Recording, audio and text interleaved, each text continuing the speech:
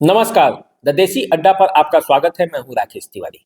देखिए, रामगढ़ मतलब जगदानंद सिंह, जगदानंद सिंह मतलब रामगढ़, रामगढ़ और जगदानंद सिंह में यही रिश्ता है।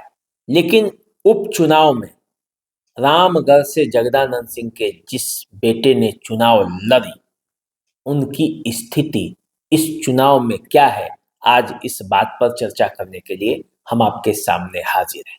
देखिए, कल मतदान हो गया और मतदान में मतदाताओं ने अपने अपने मतों का प्रयोग किया। रामगढ़ में मतदाताओं ने किस तरह से प्रयोग किया है अपने मतों का, रामगढ़ का मूड जो है जनता का, वो क्या रिजल्ट लेकर आएगा, आज इसी बात पर चर्चा करने के लिए हम आपके सामने हाजिर हैं। क्योंकि रामगढ़ में जगदानंद सिंह का जो साख है वो दांव पर लगा हुआ है। राजद के प्रदेश अध्यक्ष हैं, अपने यहाँ से कई बार विधायक रहे हैं, अपने बेटे को भी विधायक बनवाया है। जगदानंद सिंह अपने बेटे को चुनाव में हराकर भी दूसरे को विधायक बनवाया है। वो जो चाहते थे एक वक्त में रामगढ़ में वो होता था। आज यदि नहीं हो रहा है तो इसके पीछे का समीकरण क्या कह रहा है, आज इसी बात पर चर्चा होगी। देखिए, इस उपचुनाव में रामगढ़ में 4 प्रत्याशी चुनावी मैदान में बड़ी मजबूती से डटे हुए थे। एक प्रत्याशी तो आरजेडी के अजीत सिंह थे, जो सुधाकर सिंह के एमपी बन जाने के कारण जो सीट खाली हुआ, यहाँ चुनाव हुआ और टिकट के जब दावेदारों की सूची बनी तो जगदानंद सिंह ने अपने दूसरे बेटे के लिए इस जगह पे टिकट दिला दी। दूसरा, बीजेपी के तरफ से पिछले बार के ही उम्मीदवार पर दाव आजमाया गया। 15 में यहाँ से विधायक भी वो रह चुके हैं, अशोक सिंह। यहाँ से बीएसपी ने भी अपना दाव आजमाया, क्योंकि बीएसपी का भी ये इलाका है उत्तर प्रदेश से सीमावर्ती इलाका होने की वजह से यहाँ बीएसपी का भी दबदबा है। पिछले चुनाव में बीएसपी दूसरे नंबर पर रही थी, मात्र 189 वोटों से हार गई थी। आज उसी बीएसपी प्रत्याशी के भतीजे सतीश यादव उर्फ पिंटू यादव चुनावी मैदान में थे। लड़ाई भी टसमटस दिए हैं, इस पर बताएंगे। चौथे जो उम्मीदवार है उसका नाम है सुशील कुशवाहा, प्रशांत किशोर की पार्टी के उम्मीदवार हैं, जनसुराज के। पहले ऐसा लगता था कि बिहार में 2 शक्तियों के बीच चुनाव होती है, एक एनडीए और एक महागठबंधन। वैसे बिहार में 3 शक्तियां हैं, आरजेडी, जनता दल यूनाइटेड और बीजेपी।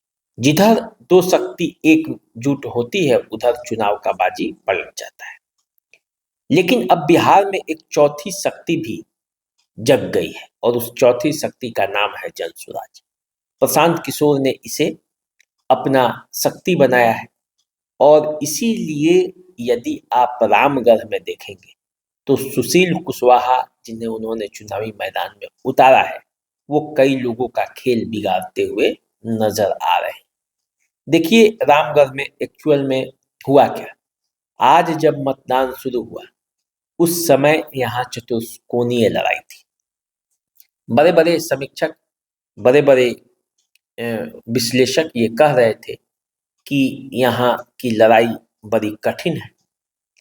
लेकिन देर रात तक चुनावी प्रबंधन पर जिनको विश्वास था, वो ये कह रहे थे, दावा कर रहे थे कि यहाँ का चुनाव बड़ी आसान है और जगदानंद सिंह के बेटे अजीत सिंह चुनाव जीत जाएंगे।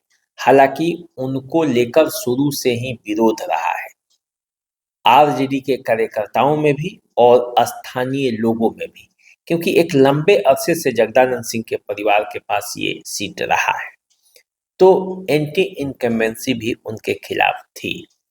लेकिन इसके बावजूद ऐसा लग रहा था कि जिस तरह से रामगढ़ का समीकरण रहता है उस समीकरण में फिट बैठेंगे अजीत सिंह। लेकिन हुआ ऐसा नहीं। ऐसा इसलिए नहीं हुआ कि सतीश यादव उर्फ पिंटू यादव के पक्ष में यादव मतदाता गोलबंद हो गए। तेजस्वी यादव की बात नहीं मानी, जबकि तेजस्वी यादव ने आकर यहाँ कई बार लोगों को संबोधित किया था, प्रयास किया था बताने का, ये एहसास दिलाने की कोशिश की थी कि उनके उम्मीदवार अजीत सिंह है, इसलिए यादव मतदाताओं को भी अजीत सिंह के पास ही जाना होगा। लेकिन यादव मतदाता ऐन मौके पर पाला बदल लिए।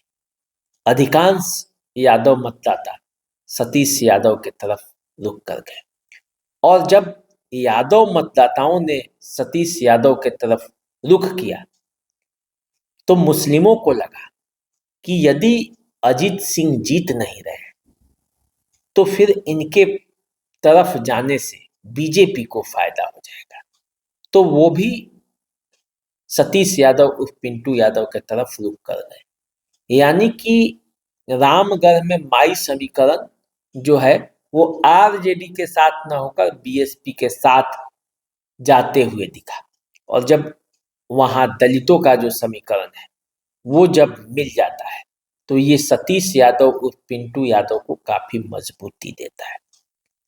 अब देखिए, क्रिया के प्रति प्रतिक्रिया होती है, क्रिया के उल्टा तो रामगढ़ में भी यही प्रतिक्रिया हुई। वहां के राजपूत समुदाय ने जब ये देखा कि अजीत सिंह जीत नहीं रहे हैं तो वे अशोक सिंह के पक्ष में गोलबंद हो गए, और अशोक सिंह एनडीए के वोटों के साथ राजपूत वोटों पर जब उनको मिलने लगा तो अशोक सिंह मजबूत हो गए। वहां सुशील कुशवाहा जो कि कुशवाहा जाति से, उनके पक्ष में कुशवाहा गोलबंद हो गए।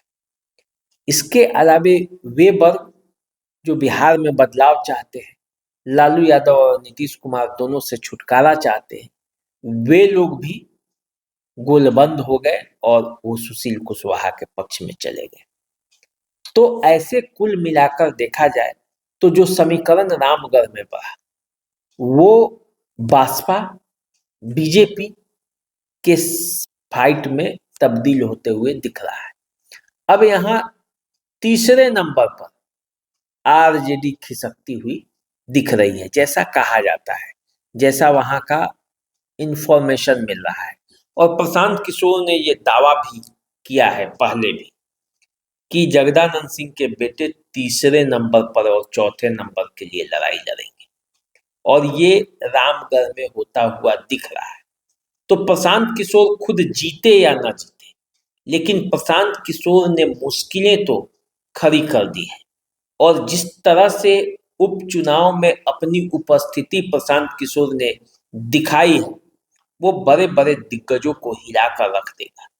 और यकीन मानिए 2025 का चुनाव यदि प्रशांत किशोर लड़ते हैं, पसीने भी छुड़ा देंगे।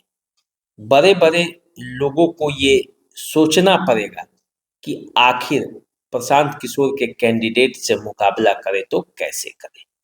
तो देखिए, कुल मिलाकर रामगढ़ का जो किला है वो ढहता हुआ दिखाई दे रहा है। 23 नवंबर को आखिरी परिणाम होगा। 23 नवंबर को ये पता चलेगा कि आखिर रामगढ़ में हुआ क्या है। लेकिन उससे पहले हमने आपको बताया कि क्षेत्रों की स्थिति क्या है। अब तो वोट पड़ चुके हैं, जो होना है वो मत पेटियों में बंद है, और जो संकेत मिल रहे हैं, जो इशारे वहां से मिले हैं, उसको हमने आपके लिए परोस दिया है। अब अंतिम परिणाम 23 नवंबर को ही पता चलेगा। मतदाताओं का मूड क्या है, जो इशारा किए उन्होंने वैसा ही वोटिंग पैटर्न बूथ के अंदर भी जाकर रहा या बूथ के अंदर बदल गया। जो माहौल दिख रहा है रामगढ़ में, क्या वो माहौल सही में काम कर रहा है या नहीं कर रहा है। लेकिन इतना तय है कि अब जो लड़ाई है रामगढ़ की, वो रामगढ़ की लड़ाई, दो लोग तो उसमें लड़ाई में मुख्य रूप से हैं, एक बीएसपी और दूसरा बीजेपी। रामगढ़ में आरजेडी और जो जन सुराज है, इसमें अब किस तरह की कसमोकस होगी, कौन बाजी मारेगा, कौन आगे बढ़ेगा, ये देखने वाली बात होगी। तो चलिए, रामगढ़ के बारे में मैंने आपको बताया, अन्य क्षेत्रों के बारे में भी मैं आपको बताऊंगा, और भी यहाँ के बारे में जो इन्फॉर्मेशन आएगा वो भी मैं आपको बताऊंगा। अभी दीजिए इजाज़त, चैनल को सब्सक्राइब कर लीजिए, फेसबुक इंस्टाग्राम पे हमें फॉलो कीजिए। नमस्कार।